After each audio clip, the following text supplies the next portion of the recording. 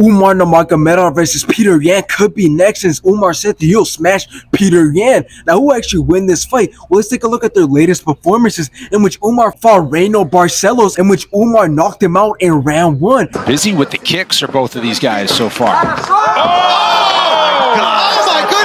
After this, Umar went on to fight Alman Khan, in which Umar's grappling and wrestling looked great throughout the whole entire fight, had great ground control, and Umar won by decision. And still undefeated, Umar Nurmagomedov! Now let's take a look at Petr Yan's latest performances, in which he fought Sean O'Malley, in which this was a very close fight. Both landed some great shots, both had their moments, but Sean O'Malley ended up taking it by decision. For the winner by split decision, Sugar! After this, Petr Yan went on to fight Merab, in which Petr Yan landed some great shots, but Merab's grappling and wrestling and cardio was way too much for Petr Yan, and Merab took it by decision. Your winner by unanimous decision, Merab, the Machine!